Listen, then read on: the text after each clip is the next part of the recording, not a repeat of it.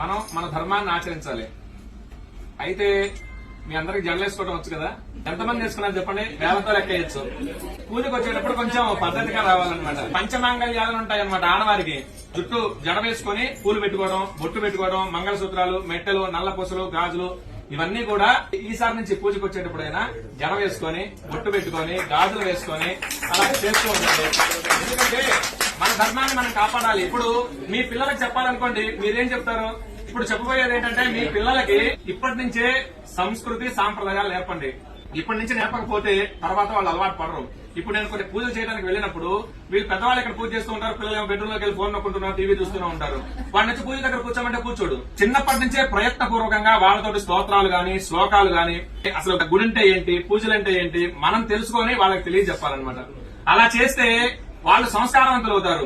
చదువు 30% ఉన్నా మిగతా 70% సంస్కారం ఉండాలి. ఆ సంస్కారం వల్లనే చివరి దశలో వాళ్ళు మనం చూసుకోగలిగేది అనమాట. వృద్ధాశ్రమాలు ఎందుకు ఉంటున్నాయంటే పిల్లల్లో అవగాహన లేక, పెద్దవాళ్ళు చెప్పక. అయితే ఇతర మతాల వాళ్ళు ఆ పుస్తకాలు గాని, వాళ్ళ మతాల గురించి గాని వాళ్ళు ప్రచారం చేసుకుంటూ ఉన్నారు. కానీ ఎంతమంది ఇళ్లలో భగవద్గీత గాని, భాగవతం గాని, రామాయణం గాని, ఈ ఇతిహాసాలు గాని, పురాణాలు ఎంతమంది ఇళ్లలో ఉన్నాయి? ఒక పుస్తకాలు ఎంతమంది రోజు కనీసం ఒక్క శ్లోకం చదువుతున్నారా? వెరీ గుడ్ అండి. తర్వాత భగవద్గీతకు సంబంధించి ఒక శ్లోకమైనా మీరు చదువుతున్నారా? పిల్లలకి నేర్పిస్తున్నారా? లేదు.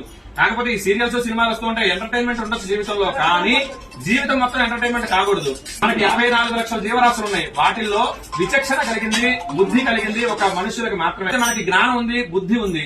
మనం హిందూ ధర్మంలో పుట్టినందుకు ఖచ్చితంగా మన హిందూ ధర్మాన్ని పాటిస్తూ ఒకళ్ళ మతం మారకుండా కాపాడే విధంగా మనం ఉండాలన్నమాట. ఇప్పుడు ఎడారి మతం వాడు వచ్చేసి నా మతంలో ఇది ఉంది అని చెప్పినప్పుడు మనం కూడా చెప్పగలగాలిగా. శివుడు ఎంత శక్తివంతుడు, రాముడు ఎంత శక్తివంతుడు, విష్ణుమూర్తి ఎంత శక్తివంతుడు, వీళ్ళు ఎంతమందితో యుద్ధం చేశారు, ఏమేం చేశారని మనకు తెలియాలి ముందు, వాళ్ళకి చెప్పాలి అంటే.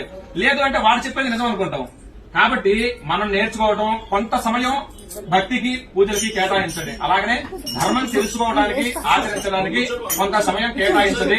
అలాగనే మీ పిల్లలకి కూడా చెప్పండి. పిల్లలకి ఇప్పటి నుంచే మొదలు పెడితేనే వినగలుగుతారు. నాకు తెలిసి మీ పిల్లలందరూ చిన్నపిల్లలు అయి ఉంటారు. మీరు కలిగిన కుర్చీలో కూర్చున్న కింద కూర్చున్న 10 సంవత్సరాలు వాళ్ళు ఉంటారు. కాబట్టి ఇప్పటి నుంచే మొదలు పెట్టండి. ఇప్పటి నుంచి మొదలు పెడితే కనీసం రోజుకు ఒక శ్లోకం, లేదు అంటే మన ధర్మం ఇది, బొట్టెందుకు పెట్టుకోవాలి. అలాగనే ఈ కొన్ని స్కూళ్లలో బొట్టు పెట్టుకోనీరు, జడ వేసుకోనీరు, రిబ్బన్లు వేసుకోనీరు, గాజులు వేసుకోనీరు. ఇప్పటి నుంచి ఇట్లా మొదలైతే ఇక పెద్ద అయిన తర్వాత అసలు వాళ్ళు మన మాట ఎందుకనమాట. వేరే మతాల వాళ్ళని పెళ్లి చేసుకోవాలన్నా కానీ దానికి వెనకాడరు. మన ధర్మం గురించి, అలాగనే మన ఆచారాలు, సాంప్రదాయాల గురించి నాన్నలకి, అమ్మమ్మలకి తెలిసి ఉంటుంది. వాళ్ళ దగ్గర నుంచి ఇవన్నీ కూడా రావాలి. అవి కూడా పిల్లలకి అలాగనే నేర్పిస్తూ రండి. మీరు నేర్చుకోండి. రోజు కొంత సమయం దేవుడికి, అలాగనే మన ధర్మానికి కేటాయించండి. జై శ్రీరామ్.